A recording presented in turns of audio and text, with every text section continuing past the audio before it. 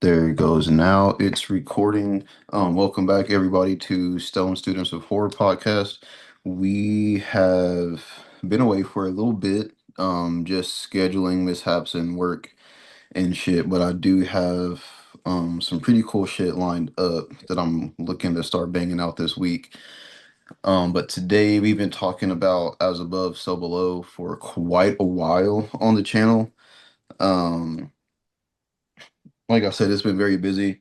I didn't necessarily write out a play-by-play like I normally do. We're going to try something a little bit differently. We're going to have the movie just kind of on in the background. I might even see if I can find like a after we get to a certain point, if I just like kind of speed mine up to two times, honestly.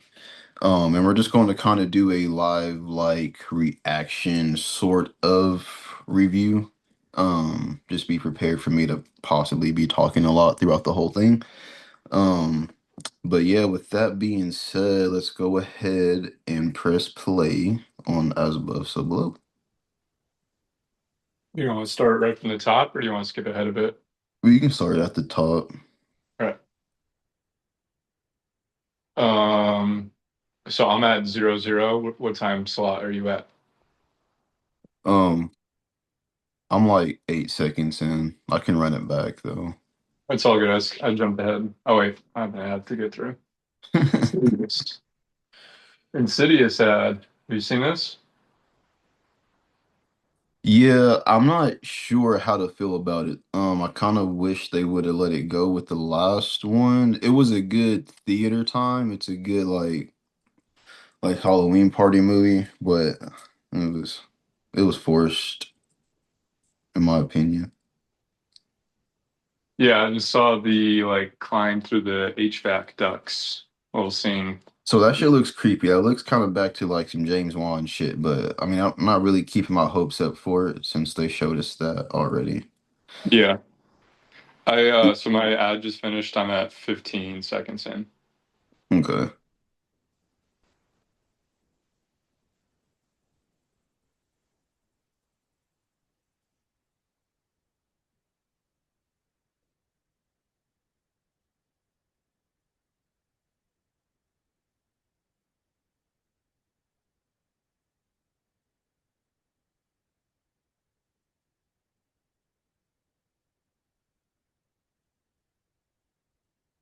You got an ad going on?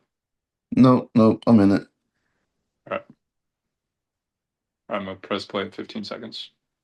All right.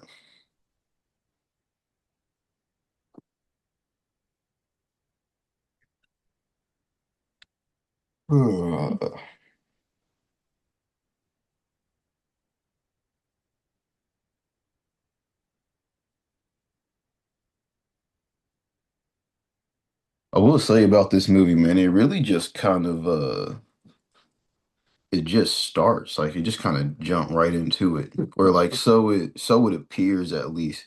Like how Yeah. horror movies have like the opening kill that has nothing to do with like the main characters at all. And then it's like a whole new movie after that kill happens. It kind of does that Yeah. For a because we movie just that's like all, Paris for the catacombs. It's interesting that it starts off random Middle Eastern setting. yeah, it starts off almost on some like Tomb Raider fucking it actually looks like a Far Cry 3 level or some shit like that.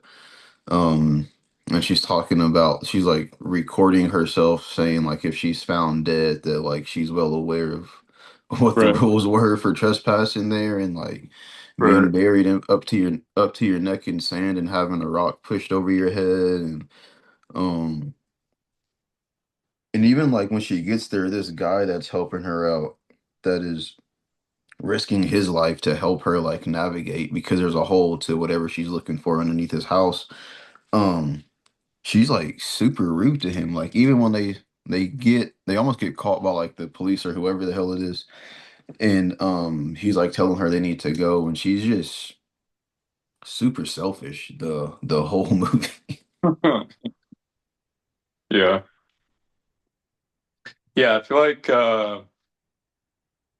it's definitely in the Tomb Raider slash Indiana Jones territory of movie, and I wonder if Hmm. because they chose to have a female lead, if they also chose to like make her more, I don't know, aggressive to like come off as like a tough individual. Because I think there could be a perception of some movie watchers like, oh, like, you know, frankly, there'll be probably a fair amount of dudes who are like, oh, this is a girl, she's not gonna be tough. So I wonder if they like made her more of a dick for her to come off May tough. maybe. I mean, that's kind of it's a good point. I I don't really know what the significance was in making it like a female lead instead, because this does seem like something that it could very easily be like a like you say Indiana Jones style of movie. Like it could have had more action and shit, but not that I think it really matters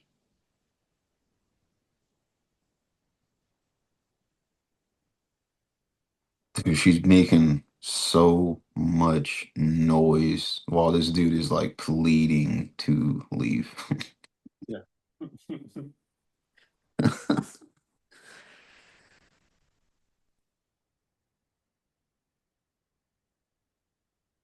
Yeah, it's like it's a weird blend of Indiana Jones slash horror movie. Like I kind of wish they made another one. Yeah, I just don't know what it would have been about. Like it would have been one of those things, kind of like The Descent, where it's just the same movie again. Unless they do like an anthology type of deal with like different people going down there, but I was thinking just her doing ruins exploration, like not necessarily like the same catacomb style, but just okay. There's also one in Thailand. Let's go. yeah. It's the Taiwanese one or something. So great jump scare right here. I remember in the theater. You saw this in the theater? Yeah. This was one of my favorite theater experiences, honestly. Yeah, I was able to go see this out in Cali. Like the opening weekend that it came out, actually. Damn, okay. You know what? I think I vaguely remember you telling me that before now. Yeah, it's definitely I need to rank my theater experiences with horror, but like I always say, this one is up there in my top 10 like theater experiences. It was a good night. But yeah, that seeing her father like hanging right there in that first entrance in the cave, I remember thinking it was already like going there. Like it was just I didn't realize this was just going to be a small part of the movie just to show um how adventurous she is, selfish with the guy that's helping her, and just like how fucking crazy of an explorer that she is. Like it almost didn't feel like an intro. It kind of felt like you were in the middle of something crazy already, and then seeing the dad hanging there, the supernatural element being added in quite fucking early. Right.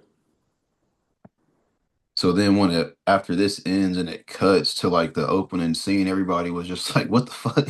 And then she just like super casually just went over there and did that, and now she's back and has hired a cameraman Speaking to start of, filming the documentary. yeah, speaking of super casually, you saying that made me think of this. Something that like stands out to me that I like about this movie is that when it ends, her and the two dudes like make it out. They just Hmm. off. Like Yeah, they just like silently like walk away. Just like damn, like yeah, like what do you say after? yeah, nothing. Especially the one guy because he wasn't even a part of it. Like he doesn't know them anyway. Yeah, Like like they were just a guide essentially. So yeah, I would just and then okay, so when I watched the movie this last time, I tried to look for like why people hate it. Like I watched it intent on not enjoying it, and I couldn't, man. I liked it. I didn't get what the hate was. I mean, there's some bullshit close to the end, But every horror movie I watch, I'll give them a bullshit ending because like typically it is. So like I go in already giving you, I'm giving you that, and I'll give you an amount of plot armor because if anyone used common sense in like horror movies, just like wouldn't exist necessarily. So like I give you some plot armor and I'll give you a bullshit ending if you entertain me for like, 90 minutes at least.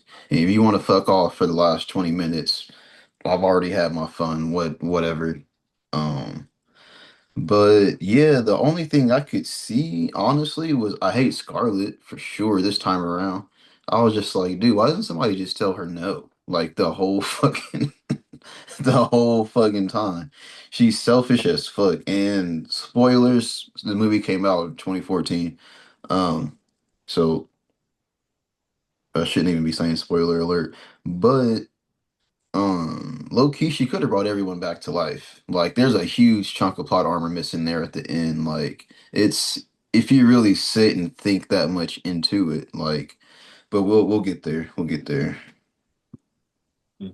They do mention that she's a black belt in Krav Maga also, while we were talking during this whole thing, which I didn't catch that in the theater. So later on, when she's like fighting zombie people or whatever the fuck those things were, I remember just like being super shocked at that. I guess I didn't catch that she had said that until I watched the movie after the theaters.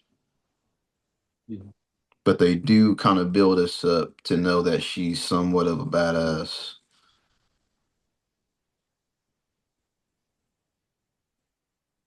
Yeah, I like her little French interaction. Like, when you have a character that like talks about the languages that they speak. But, like she had pointed that out, and they had her like interact with the guy that wandered into the background of the shot in French. Yeah. Now, let me look something up really quick while there's an ad break because we're watching this on YouTube because it's free right now and it comes with ads, unfortunately. So let me just look up this one little thing I was going to mention because I don't want to fuck up the names of these artifacts.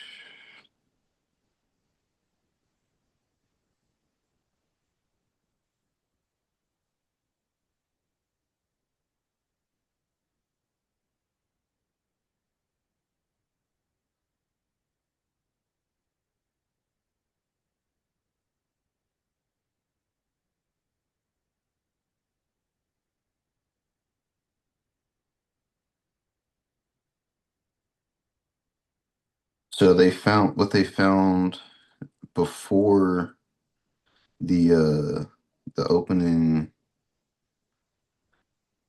before the title cue or whatever the fuck um Mm. was the rose key. And what they end up looking for later. Um,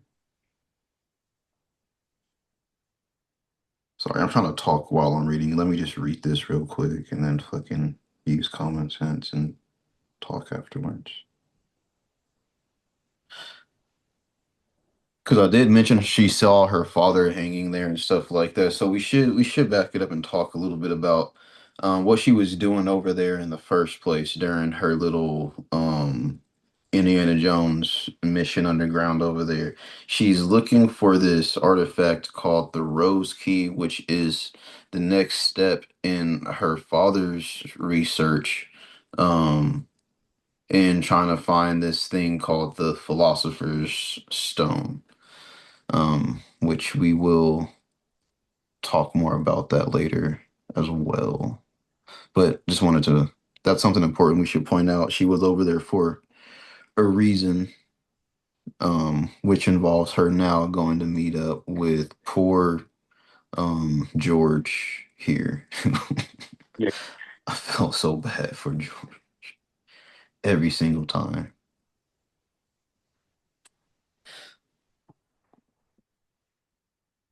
I love a good animosity intro.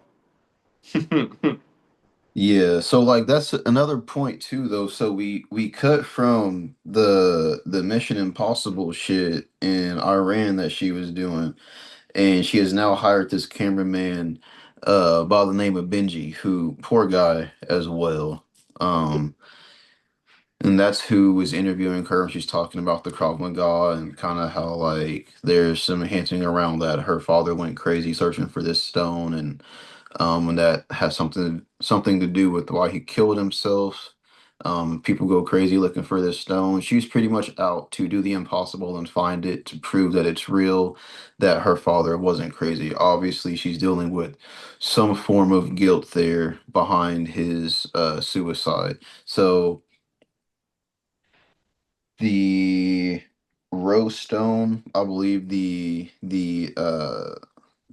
writing on it is in a certain language that she does not speak. So that's where we go break off to get Benji, who is fixing this big ass clock in this bell tower. And to points of her being kind of selfish and an asshole earlier, Benji immediately is just like, you need to get the fuck away from me. And I want no parts of it. And then he even warns Benji, like, dude, stay away from her. The last time I fucked around with her, she left me in a prison in Turkey. And so, like, obviously she was somewhere else breaking the law, forcing people to do the same with her against their will, and selfishly left him over there, which is insane to then come back and ask me for a favor if I haven't spoken to you since then. But Yeah. reluctantly, uh, Benji does agree to go with her and help her out anyway. Just the fact that she ended up finding the rose stone in general, he went through all that bullshit with her. He kind of wants to know himself too, or maybe he is just like strangely friend zoned because he just keeps following after her, even though he's saying, I'm not going. And then, even though, and we'll get there, but him being stuck down there with him, he kind of had no choice there.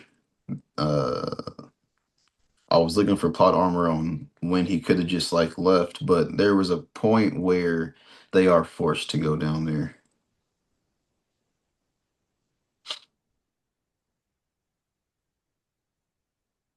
And now we get to some national treasure shit, where we are just like defiling historical artifacts and setting shit on fire to reveal hidden messages Yeah. on the back of them. Just, but like, where is anybody though in this museum? Like, there's no type of security. Like, there's no like. See, you can nitpick stupid shit like this about the movie, but I mean, that's Yeah. literally just like kind of nitpicking. It's a Yeah. good movie. I think you probably get away with something like this, or at least people would try something like this, I should say. I like Mhm. this. Like they're not, you know, able to catch everybody doing all the crazy shit. So Yeah. she's yeah, they're brushing all the stuff off the back.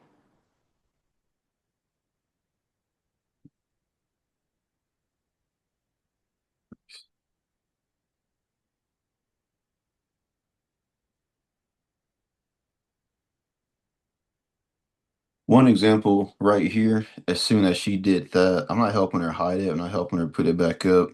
I'm just gonna walk out. She's already left me in jail in another country. Like, I don't trust you anymore. Yeah. But he loves her. Something, man. Like, yeah, I don't know.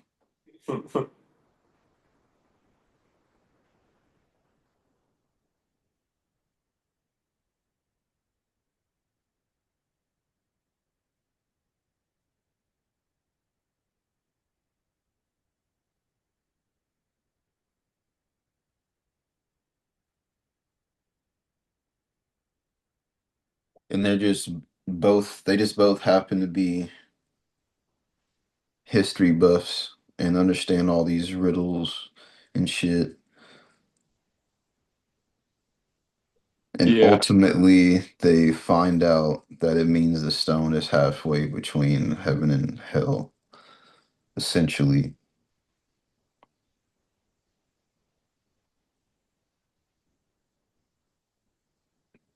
I'm not well versed in alchemy, or Dante's Inferno. So a lot of this shit, I mean, maybe some of that shit is why people didn't like it. I don't know about it not being accurate or whatever, but just has a random scary ass like cavern movie. It works, Oh yeah. 100%. and there's a lot of legit creepy shit here. Um, how deep off are we into this? You're 17 minutes in. Is so you kind of feel the time a little bit between uh like scary shit happening. Um, a lot of them just kind of making sure to not to leave out too much plot armor and just like completely explain why they have to go specifically to where they are. Eventually, they go to this nightclub after being told by someone who I don't think was alive.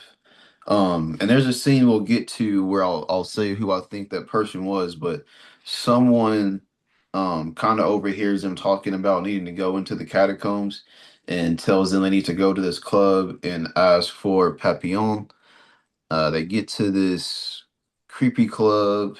This girl comes out and like stares at the cameraman Benji for a minute, all kind of creepy and bug-eyed and shit, and walks off. And then he looks back, and I believe she looks back one more time. It's just weird. That really creeped us out in the theaters, and it creeped us out when we went out to dinner afterwards. We saw a lot of weird shit that night. But anyway, they get inside, Papillon and his crew there. I'll have to pull up their names in a second. I don't remember all of their names, but I know there are Suxi, uh huh? Suxi, I think, is the girl's name. I Yeah, forget. yeah, Sushi, and then the one that it's her, and then the other one that survives with them in the end. But anyway, they're in the club there, and they convince Papillon to take them to the catacombs to uh because of they bring up the mention of there being treasure underneath. So Papillon and his crew meet with them the next day. There's some nice little human interaction moments where my complaint with the descent, um I didn't really care for the scenes when it was just the girl singing out at the cabin. Everything just felt kind of whatever. Like there was no real like connection with anybody to me. Whereas in this one, they do a good job of showing like that you can tell these guys are friends and that they've been friends for a long time, fucking around with these caves and things. Right. There's like this burn that they see on Papillon's hand, and they ask the other guy about it, and things get like very dark and quiet. So like already there's some history there. Um, where are we in the movie now?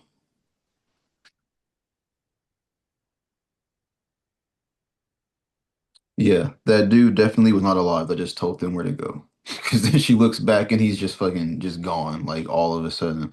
And she just didn't think anything of that. They took. Hmm. And so pretty soon after that, no, not only Toop, the guy before. I think there's two different people. I don't think the guy that told her to go look for him is the Tope. I thought that was I don't think so, man. I think that's somebody else. Um, okay. and this time I'll have to pause it when we get to that next scene, but I think that initial guy is somebody else. There are like two different scenes with the taupes, though, I think that are like that. And there's that girl looking at Benji again. There's a theory on that I'll hit on at the end because um it kind of cleared up a lot of things for me about Benji's involvement in all this. Kind of a reach though. I don't really know how they would have came up with this, but we'll talk about it.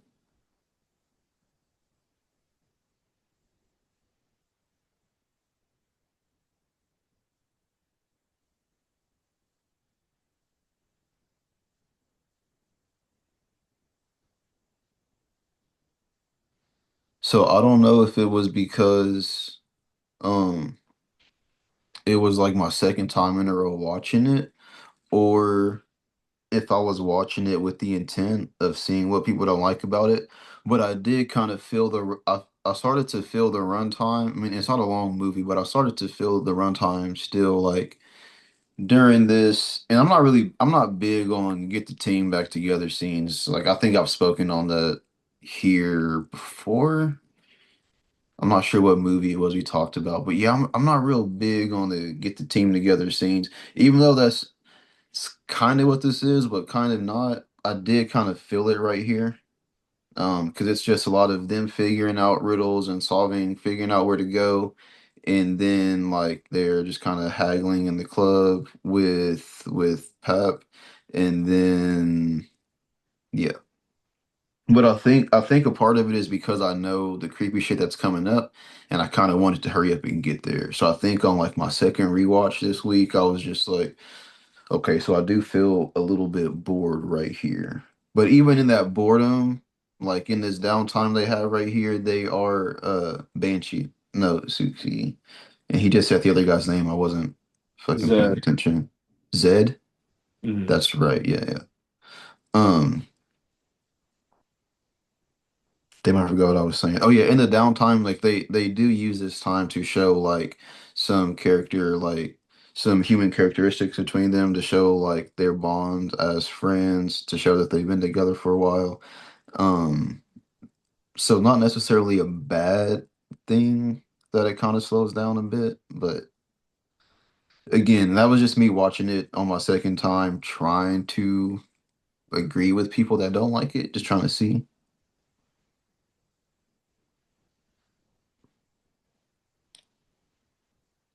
And we are getting to the point where it's kind of close to Benji's last time to be going with them. Honestly, I'm still giving him benefit of the doubt of wanting to make sure his friend got in there safely at least. Um, but right here while they're in the truck gearing up to go, I wouldn't have driven down with them like all the way there. Like that's clearly where we end if I don't like being in tunnels and shit and I don't want to go there. I would Yeah. there's no need to go any further. So a little bit of plot armor right here, but when they so what happens, guys, how Benji not Benji, how George ends up getting stuck with them actually, that's kind of not plot armor, is they get caught by the police and they get tackled and shit. And Papillon throws out a smoke bomb and helps them fight off the cops. But the only way to escape is down because the cops are up there. And one, he didn't drive because he rode there with them, I believe. And there's just like a bunch of cops in the tunnel. Well, not a bunch. I mean, like there's three, but he's by himself. He wouldn't be able to run out and make it. And he knows that Homegirl will not come back for him in another country if he goes to jail, just Yeah. like she did in Turkey. So, I would rather be in a French jail than a Turkish jail, at least. But yeah. yeah.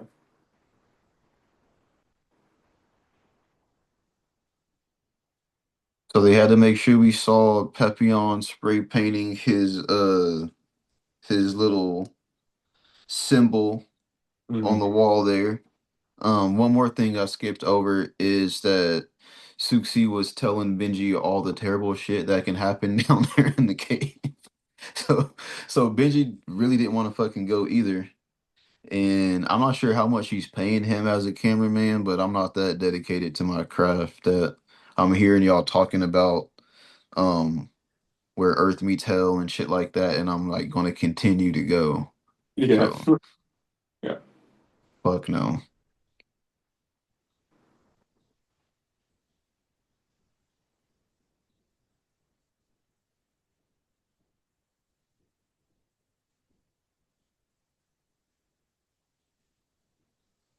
And then this is clearly the, even though this movie is technically not found footage, um, which we can debate that later. I don't know, but I feel like it's crossing the line.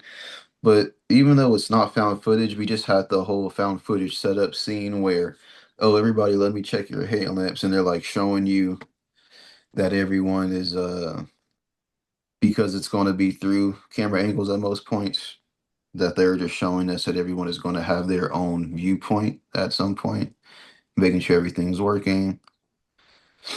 Also, really making sure that we see that they didn't put one on George because he was supposed to leave.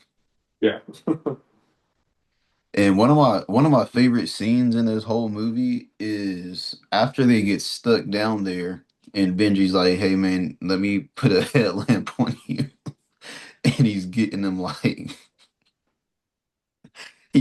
all set up and checking the battery and shit, making sure the light works. George is just so pissed. Like he has to cooperate for safety and let him check him out and shit, but he is so physically fucking irritated that he's underground and that he's also being touched at the same time. And Yeah. then then Scarlett keeps walking up and is like, "Hey, I'm sorry about what happened in Turkey." And he's just like, he gives her that first. It's like, cause I feel like this at work all the fucking time. Like people can't read body language, so that first thank you or whatever were cool. Like that was his way of saying, "Hey, I really don't feel like fucking talking about this right now. Like, Yeah. but thank you and go."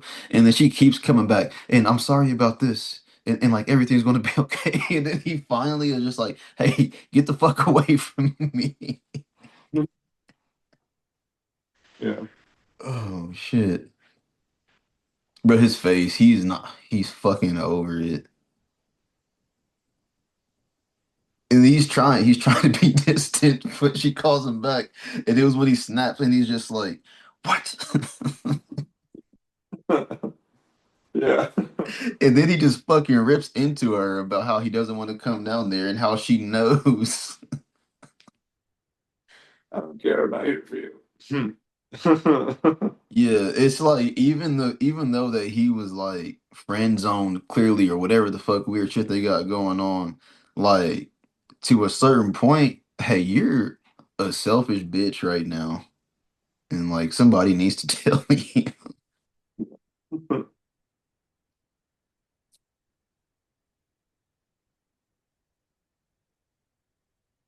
The classic pop. This shit is so just murky and probably smells all fucking dank in there. Golly. Yeah, dude, I would gladly take two or three of these movies. Like her just doing more exploration, different archaeological related. I think it's fascinating. Man, getting more people killed. Yeah. Honestly, after the second watch on it this time, I didn't give a fuck about her character no more. I was just like, you know what? Just I saw of your too much of your character to judge that I honestly don't care what happens to you after this.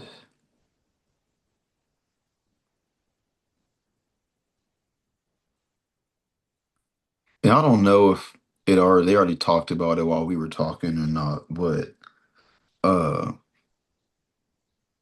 maybe not. But fuck it. Spoilers and everything. This is an old movie.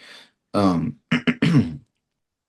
Benji's brother was he drowned in a cave when they were younger. I'm not sure how much detail they go into about it. I really don't remember, but that I mean I don't remember So, the specifics of it all, but I feel like that's about all they fucking say. Um so I'm not sure as to how that is his fault. As you come to see in this movie, they all have like sins that they need to rectify or whatever. Um they didn't really tell what happens necessarily though, but anyway, I got off topic. That wasn't the point I was trying to make. The point I was trying to make was just that the fact that he lost his brother to drowning in a cave similar to this, and that the water just kept getting higher and higher every fucking turn that they took. And like I can just imagine George's anxiety is just fucking through the roof. Yeah. This got a huge theater reaction when they turned the corner and he starts talking about how to properly cover your hands and wrists to climb over the bones. We were just like, what the fuck? And then Scarlett, typical horror movie chick, is this entrance is it's not just blocked off. It is filled with rocks and dirt. It's like packed in purposefully. And the first thing she does is goes and kicks a huge chunk out of it and starts tearing it down and trying to argue with people that live there about which way is the right way. And I'm gonna watch this scene quietly real quick just because I really love it, and then I'll talk about it.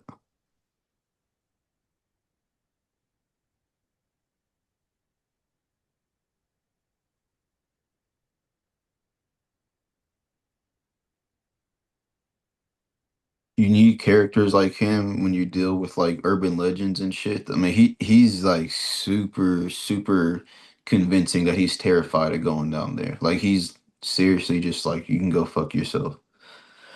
Yeah. But the fact that she even has a map that's showing him like, hey, this way will be quicker. The way he throughout the duration of the movie, she seems to be able to manipulate everybody and get them to go with what she wants to do. And even though they end up having to go back through that same hole, in this scene, that's the one time that Papillon is just like um he makes sure she doesn't go that way essentially as he's terrified enough of going down there that he is just like of all things you tell us to do like we're not going down there, and he immediately tells them how like it's evil and shit and about their friend Latope who practically lived down here in the catacombs and figured out where everything was like which ones were flooded, which ones had collapsed and shit like that. But he said he never went down that one because he knew something evil was down there. I don't remember if he said he went down there at one point and like never went back, but he knew not to go down Yeah. there. But oh yeah, he does. He did tell him. He says one day he just had to know. So he went down there and that they haven't seen him Yeah. since. And I don't remember the time frame, but it's been like a very long time. He's been going long enough that it freaked everybody out. The fact that they're even going down there. Um, Yeah. Well, Benji, he's not alive. yeah, yeah.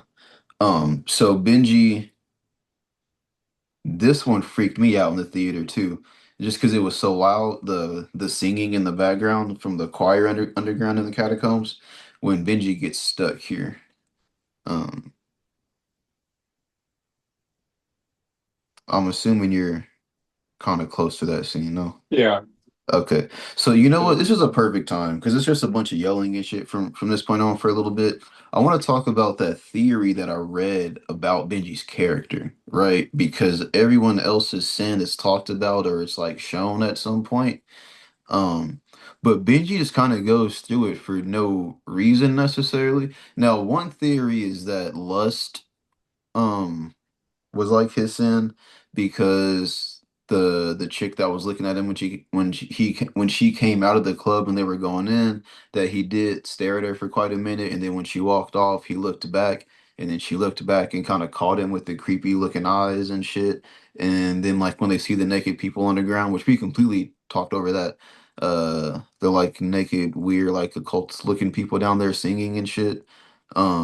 They were the fact that he looked in there, and then that's when the creepy eye chick looked at him again. Like, I don't, that's a bit of a stretch. I think the theory that I believe, that makes a lot more sense is that, and I don't know how someone would have drawn this conclusion, but it makes sense. So I'm just going to go ahead and say it. Um, Benji has a child somewhere, but the child and mother died during birth. So him getting stuck immediately in those bones right there could be, if you look at it that way, um, showing that the complications of childbirth, like a child being stuck. So like Mm. that would be like the first like warning, technically, I guess. And then later on in the movie when they have to use the um zip line ain't the right term, but you know what I mean. When they have to like rappel down and his cord snaps and he cuts his Yeah. hands on the way down, that could be symbolic to birth complications as well. As like the child falling from the mother's um umbilical cord. So like there's significance there. And then right before he dies, we see the jump scare that causes him to fall to his death is a mother holding the baby, and she kind of shoves the baby like in his face a bit, and then he falls to his death. That makes the most sense to me. um Wait, I don't recall that. He jumps at a baby? Yeah, yeah, that was, I'll never forget it because it was a huge, like everybody in the theater was just like, "Oh, what the fuck?" It's a jump scare. It's Yeah. real easy to miss, but yeah, it's she's holding a baby. If you look closer, pause it. It's a woman in white and she's kind of hunched over and she's holding a baby and she kind of like just doesn't like throw it at him, but she like almost presents it to him. Like she kind of just like it's like a quick little jump scare, but she's holding a child. Um which will Gotcha. always confuse me because later on you find out that Zed is the one who has a child that he's not taking care of. So I always thought it was weird that the woman holding the baby is what killed Benji, but that other theory kind of makes that make sense. Well, it could even be twisted as Zed makes it out because the spirit entity holding the baby is sympathetic, possibly. I could see that too. So they've been walking through the cave for a while, and oof, that one fucking hurt. They've been walking through this cave for a while, and now they're starting uh to hear shit. Like they're hearing phones ring and whatnot. Yeah, I love And the reverse Bizarro pap, by the way, that gets tagged. the what? The pap graffiti that he didn't Oh do. yeah, his little, Yeah, it's the specific thing I'm seeing right now. yeah, his call sign. Yeah, which Mhm. if you watch horror movies regularly, you would know as soon as he sprayed that for the first time, there's going to be a scene where I've never been here before, I promise. But like his tag is in there, so like I it's Yeah, I was gonna say I remember talking with you about this before, but like the camera work is both a limitation and a benefit in a way because like you choose this camera style, you're stuck in this camera style. You can't just have like standard establishing shots where the camera exists outside of the character's knowledge. And like, with movies being 95% that, that makes it tough. But A, just from the practicality of like how much easier it must have been shooting it this way going down there. And B, hmm really does make everything feel like it's not movie-esque. Like obviously there's like plot moments that are like movie-esque, but just like the interactions and the dialogue, Yeah. much Yeah. people like they would be. Which is one of my pet peeves with found footage movies is um I guess I'm like a control freak in a way. I don't like when it's found footage and someone's just holding a camera because when they start running and it's just looking at the floor, I hate that I can't just see like a running shot or a chase scene. Like I just gotta kind of see a bunch of nothing while they run or like weird angles. And then like I feel I feel obligated to turn my neck and as if that would move the camera and I can see better and shit like that. But this one there's not a whole lot of that because they established the shots are going to be on like GoPros through their headlights. So they kind of worked around it. And I feel like in most movies now they use GoPros or something to work around that too. Another scene I want to talk about, the phones ringing and stuff they found. We end up finding out at the end of the movie that's for Scarlett. Um, Right. that's like related to The her call dad. she did. Her Yeah, the call she didn't answer before her dad killed himself. Um, and the immediate next shot after that is they turn this corner and there's just this big ass like old piano out there, and George, which is kind of a random thing to just be down there already. So like the Oh, people in the theaters, we were like not sure if we should be scared quite yet, yeah. but like he mentions that him and his brother used to play My Bonnie Lies Over the Ocean, but they can never finish it because the F3 key was fucked up or whatever he said. And he goes to play the song, which I was just like, clearly don't play it. Like, you know what's going to happen. So, but he plays a song, and like when he gets to the end of it, the last, that key, whatever key he mentioned, Yeah. is dull or whatever. It doesn't work. And it is in immediate fear. Like he doesn't hit it and it doesn't work, and then he stops for a minute and like kind of freaks out. He immediately looks to Scarlett and is like, what's going on? Is And it's just such a great um the way they got right up in his face and then zoomed it out as he turned around, looking like immediately to the one person that he knew, which is Scarlett. It's almost like a childlike fear that overtook him for a second, and it's a great fucking scene. I was just thinking about that. Like the way that that plays out, Mm-hmm. the whole vibe of this movie is all of this like ambiance horror. The place that you're at is scary. But like, Right.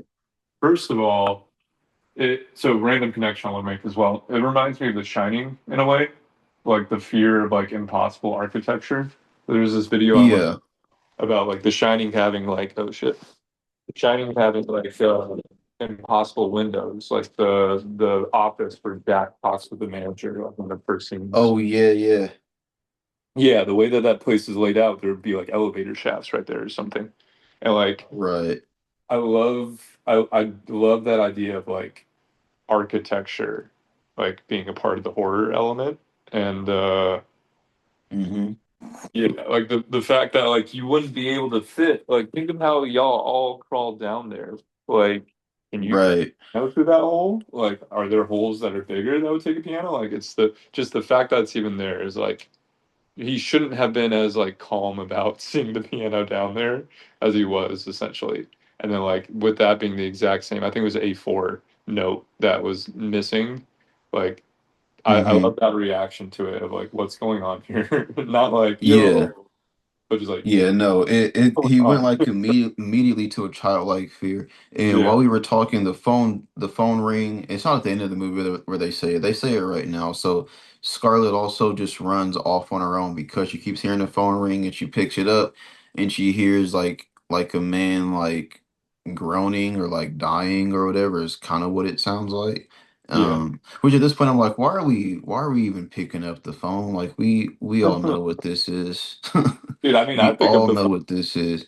It's And then like the if I'm in tote hell, comes I'm gonna get out. the whole hell experience. I'm Yeah, what the gonna fuck? get the full No, experience. no, no, no.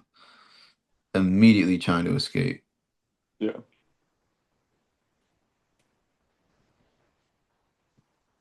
And then the tote who just kind of appeared, yeah. and seems to be like teleporting while they walk in a sense. And he walks in right underneath the ceiling that's fucking cracking. So they don't have a lot of time to debate on whether or not they should follow this creepy looking friend that they just fucking found out of nowhere. Yeah, like that. Honestly, he is one of my favorite ghost portrayals in a movie because Yeah. I mean, I get well, that gets in the whole debate like, can a ghost be physical and attack someone? like the way he ends up attacking Susie.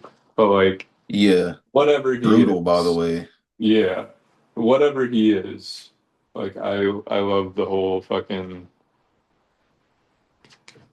he turn around, he's gone in the deep fucking corner Hmm. of catacombs.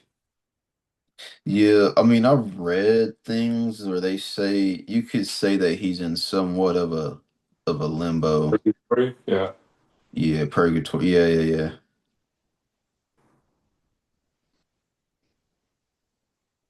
And these five boards just so beautifully placed right over this hole. right.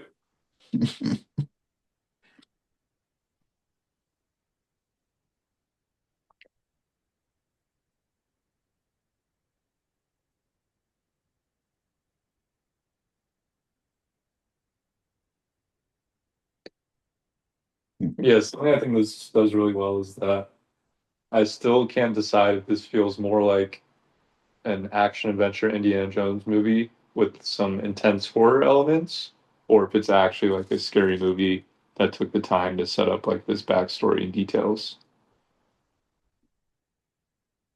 Like I feel I, like what's go ahead. up? I was gonna say, oftentimes I feel like it really is like first and foremost like an action adventure movie that just so happens to have some freaky stuff in it versus first and foremost being a scary movie. Yeah, there's a few. I can't think of what the fuck I was watching the other day, but I was kind of thinking the same thing, and I was just like, damn, was this what makes this like horror? But I would say As Above, So Below is definitely a horror movie, just because you do see like there is we have purgatory characters walking around. Um, there are he's obviously like supernaturally moving fast and teleporting. Just the brutality of his killing, the fact that they actually go into hell, that you see demons and like reapers and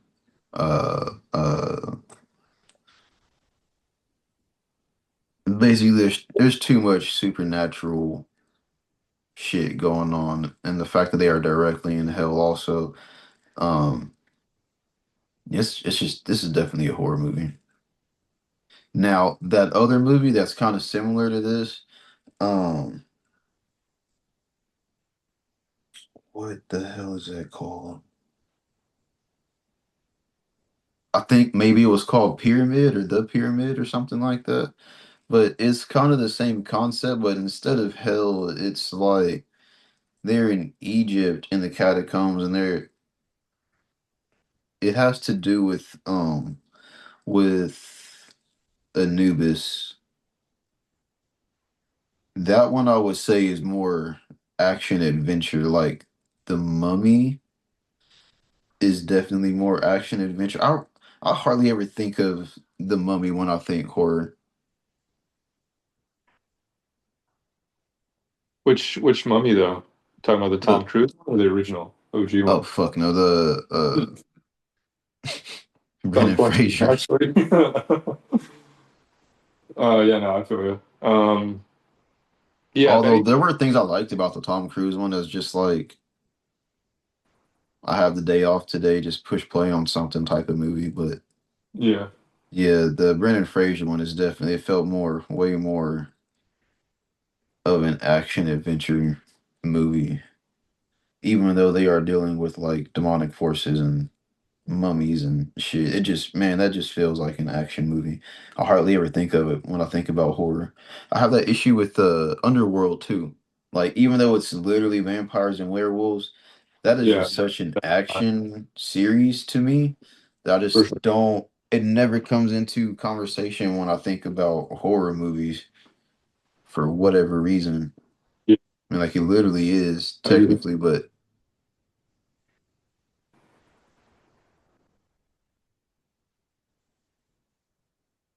I feel. dude, I think I might watch some Underworld today, actually. There's shit else going on today, really. Dude, Yeah, that's one I'm I'll not look seeing. at my schedule again, but I really don't think I'll be able to Yeah, get out anywhere this week. Yeah, and And I I might barely make it to San Antonio only because like my boss literally asked me last week, um, basically if I was okay with just making a fuck ton of hours and getting fucked all week, essentially, is what he asked me politely. And I Mhm. said, yeah, because I need some money. So this week is about to be rough. Yeah, I get you. So I'm gonna try to record something else today later too, maybe.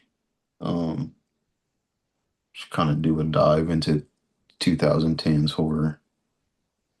Yeah. You ever have we talked about Jennifer's Body? I heard you super late, but no, I don't think we have. I think it might have come up. Did you bring it up during our Halloween episode? I don't think so. I don't think so. Okay.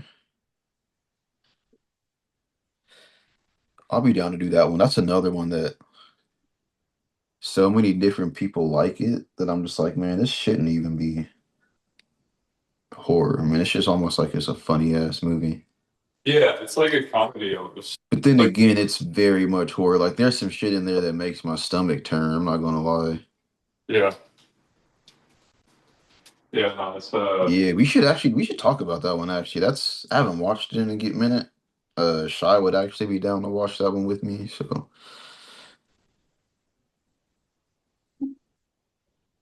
yeah, it's a lady favorite for sure. yeah, yeah. I don't know one girl in back in eighth grade that didn't watch that shit. Yeah. Like literally every girl from like the most innocent chick you know to like the super goth girls, obviously. But then like all the preppy girls, like everybody fucking loved that movie. I wasn't allowed to watch it, so I had to pretend I thought it was a stupid concept.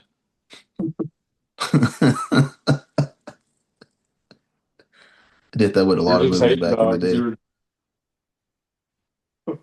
I had to like, convince man, myself a lot of shit was stupid just because I knew I would never be able to watch it. But yeah, I mean, now you kind of got me thinking, like, speaking about this being horror or just adventure, because I mean, like I said, we have some scary moments, but like I said earlier, there are a lot of just kind of puzzle solving. Oh, I happen to remember this exact passage. Oh, I happen to know what this is about, sort of ordeal in between the horror. Because I think the last horror elements was just like the really creepy scenes with the phone, the piano. We were talking about something completely different, but when they go through the tunnel, it's like George falls in the water while they're walking through this one tunnel, and and when he comes back up out of the water, they notice that sound is like muffled. I'm not sure what the symbolism was in that one. I like to think that it meant it was foreshadowing to another scene where George actually thinks he sees his brother in the water because you do see a child in the midst of all the chaos when they get scrambled up in there. And even right yeah, now, they're in the room with this.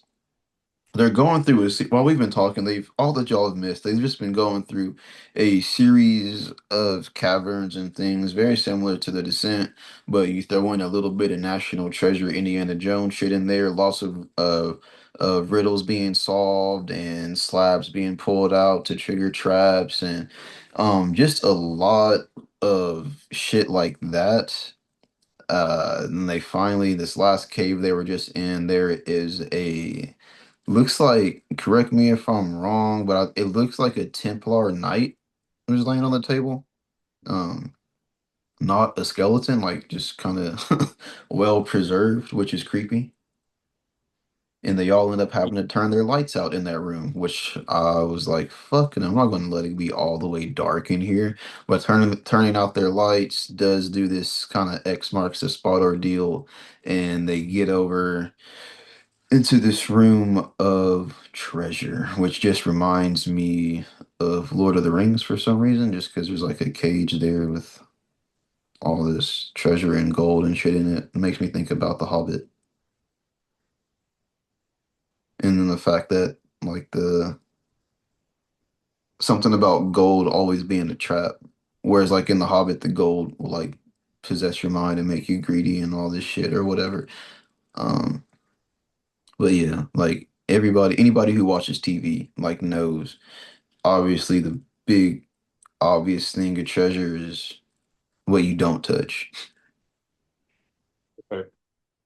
Like it's probably rigged to kill you on impact, lock you in a room forever somewhere, or worse. Who knows? It's just too much gold, man. Like I would not even touch that gate. Yeah. I get the Goonies vibes from this movie as well. I can see that. Yeah.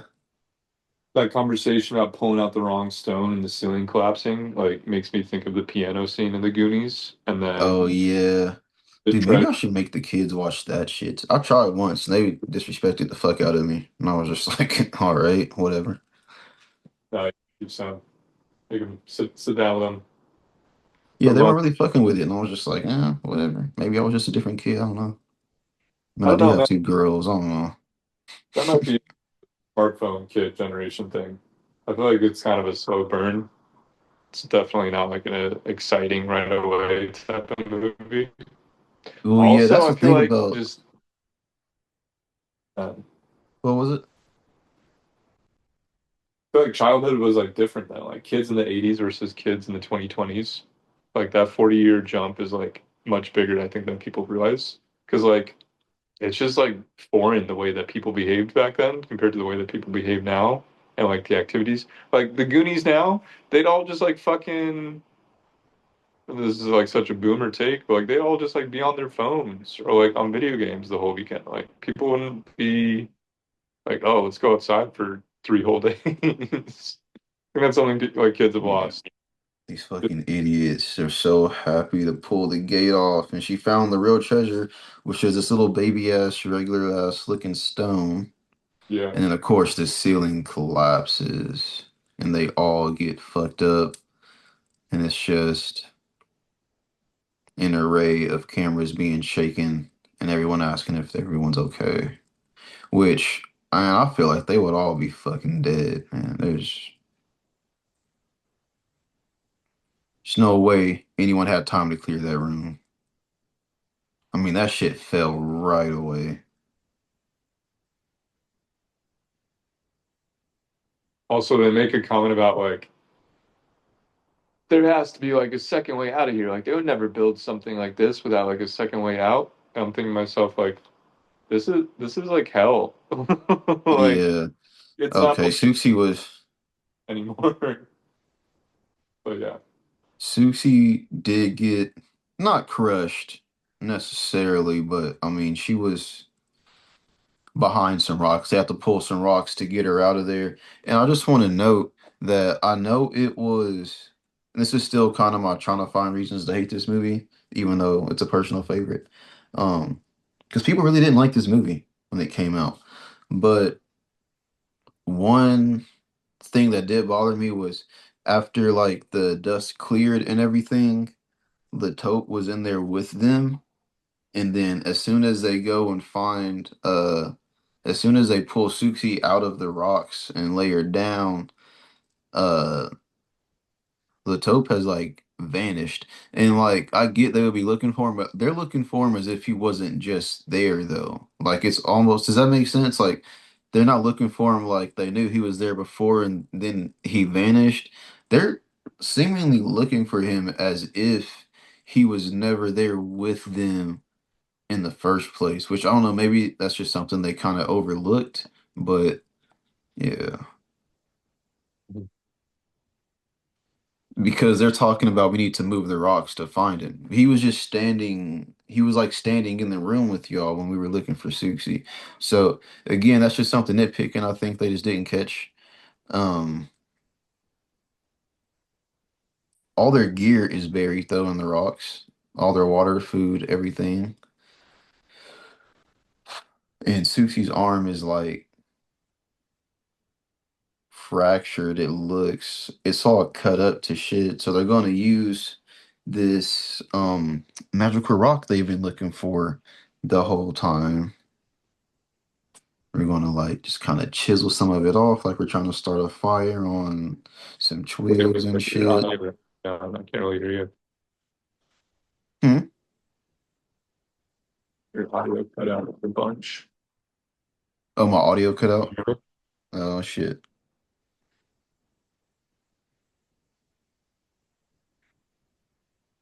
I don't You remember. can hear me. I can't hear you at all.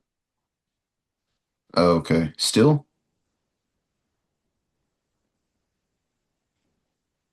What about now? You still there? Or no? Ooh, I don't think you can hear me. Bro.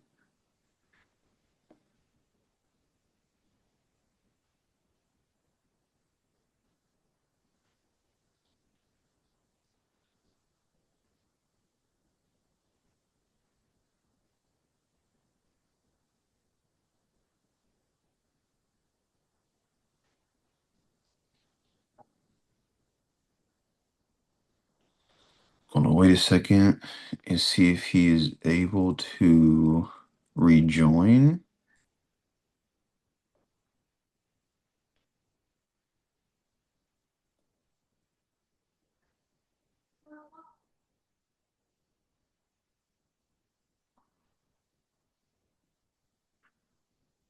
Oh, what happened? Looks like he just left.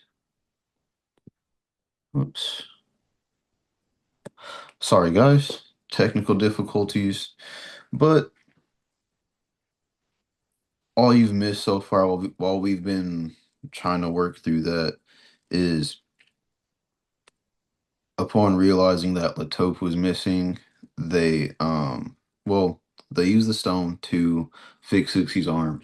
And then upon realizing that Latope is missing, they start searching for a way out. Because I kind of give up on that search. They're just like, oh, he's just gone. We need to keep moving. Um, so everybody is with them still um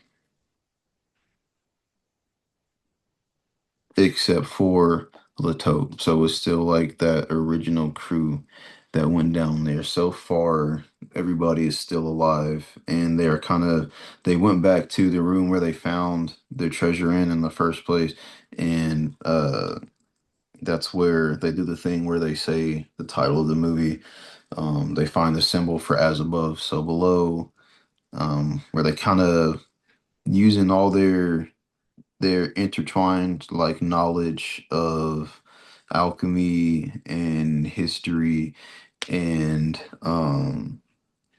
a bunch of other, as I've said prior in this, a bunch of national treasure shit. They realize it's pretty much a tunnel, and or not a tunnel. It's pretty much like a maze.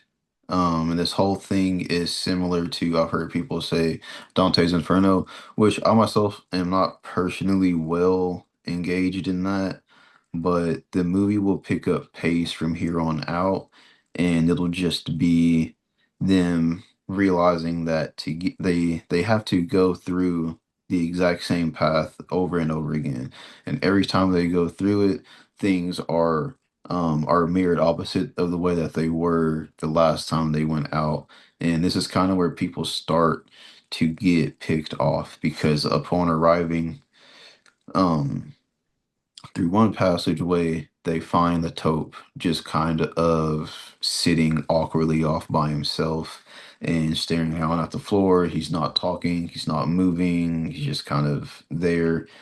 Suxi goes over to check on him, in which he jumps up and like WWE choke slams her onto the ground, just bashing her face in and everything. Um, so Susie's dead. Latope disappears yet again after that. Um, and speaking on the theory of everyone having a sin to rectify in here, essentially, from what I gathered online, because Latope was left down there, that clearly her sin had something to do with not checking on him specifically. They don't really go into great detail on what that is. But when they originally find Latope, he does mention, "Hey, you guys never came to look for me," but he doesn't kill Papillon for the same reasons. He just kills Suxi and like disappears. So I guess she never was able to rectify her sin. The next one that dies though is going to be Papillon as they are rounding a corner into another passage. They they they hit a corner and there is a car like on fire with the person in the back. And earlier on, there's a person that first told them to go find Papillon, and where Zach thought it was the taupe, but I don't think it was the taupe. I think this person in the burning car is the person that told him to go find Papillon. And you'll notice that nothing happens to him, but as soon as Papillon says, it wasn't my fault, he's dragged towards the burning car, and it's like this really cool, creepy scene where he's just dragged into the fire. They're trying to pull him out, but the person in the car, uh, oh, Zach's trying to invite me back. I'll need to invite him back to mine because it'll fuck up the recording. Let's just do that there.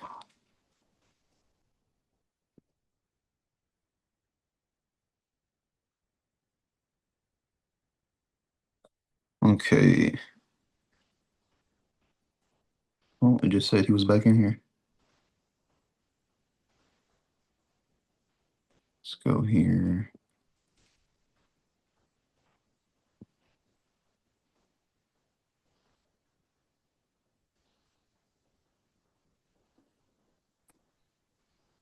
All right, there we go. Let me see. Okay, you're back. Cool, cool, Yeah, cool. that sounds Damn. good. So I wasn't sure how long it was going to take or if you were going to be able to get back on here. So I've just been kind of talking about the way that everybody gets picked off. So, um, we already spoke on Suxi being killed by Latope earlier. Um and I was just saying that let's get that out of the way. Um Damn, he destroyed her face. That is insane. But I was just saying that her sin obviously had something to do with leaving him down there, which is why after he kills her, he just like disappears eventually and he's no longer there with them. We already talked about the theory on Benji. Papillon, they mentioned the burn on his hand earlier in the movie. So when they turn the corner in this other passage, like I was telling y'all just a few minutes ago, there's the burning car and a cool scene of the person in the car dragging him into the car. The guy is trying to pull him out. Well, the guys Scarlet, Zed, and uh, George are trying to pull him out of the car, but the entity wins, ultimately pulling Papillon into the car, where we get to a really cool scene of only his feet sticking up through the cement in the movie. After that, they're kind of hiding and split up a little bit. And another great jump scare in the theater, these like demon creature things or whatever that are they look like statues on the wall. That's what they appear to be, but they come to life and attack everybody, and George gets bit on the neck. um We already talked about Benji's death, but he hadn't died yet. So, but he dies very shortly after this too. The woman holding the baby, the jump scare that causes him to fall to his death. So now that Georgie is, and this is where it gets kind of plot armory too. And we'll talk about it. So when I keep saying Georgie because I just associate George with Georgie from fucking It, Yeah. but. But yeah, but once George is bit on the neck and he's kind of bleeding out, dying, which I would assume he was dead. But whenever Suxi was killed, Scarlet said that the stone can't bring people back from the dead. But George looked dead as all fuck. But I'll give it to him. I guess he was supposed to just be bleeding out, but also a chunk of his neck is missing. So she has to it gets very video gamey right here because she knows the routes to everything because they know everything is just reversed from the last time what it was. And yeah, so she has to do all this shit to go back. Her sin was like I want to say it was like greed or some shit like that because she was off exploring and ignoring her father's calls or whatever. So she has to like rectify by putting the stone back, and then she comes back and she's able to heal George, which I should say bring him back from the dead because that fool was dead. But anyway, she's able to heal George's neck and they're all good to go. They Scarlet lets them know that it's all about rectification, and they all confess what their sins were, and we find out that Zed has a baby somewhere that he's not taking care of. So they all jump down this hole. It's kind of like, what is it, Temple of Doom, like the leap of faith deal, where they jump Yeah. down and they kind of free fall for a little bit, and they fall on this like manhole cover underwater essentially, and that's how they escape. They push the manhole up, they climb out of the street, and it's just Paris as usual, and they Yeah. have survived. um the ending is kind of whatever, but I mean, overall, I still enjoy this movie on this watch. It's still one that like Shy doesn't do scary movies for real. She'll watch one every now and then with me, but As Above, So Below was one that we've watched quite a few times together. Are you familiar with anything about Dante's Inferno and that whole shit? Just a little bit. I mean, like I know that like it details like the different layers in hell. It's like a story like someone going into hell and back. Okay, so yeah, you know about as much as I do. Cool. All right. Yeah. So we won't get all off into that though, but there are a lot of interesting things about oh, it's interesting what I'm trying to say.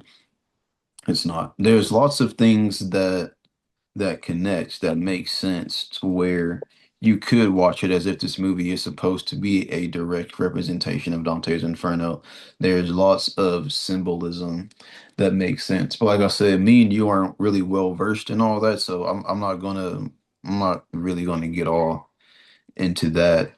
Um I will I'm gonna have to go because I promised some girls that I would take them out to go get they got a bunch of like ice cream coupons and shit from the library's like summer reading program.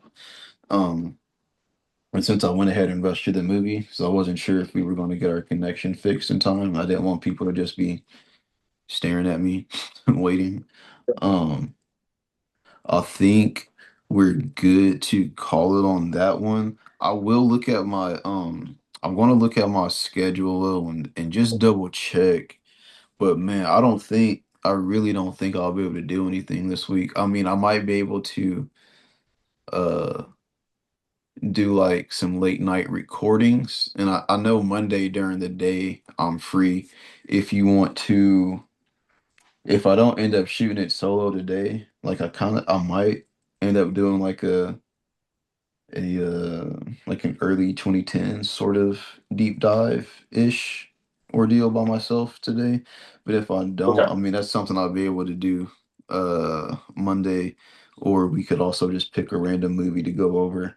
But I'm gonna start trying to do some solo ones just to see what kind of feedback that gets, or if people even care for that. Um, just so I can start having something uploaded on a more consistent basis. But Yeah. how did you feel about the movie rewatching it this time? Because I know I rewatched it. I know I said we'll end it, but fuck it. I know I rewatched it a couple of times to kind of get ready for this today, and it still felt um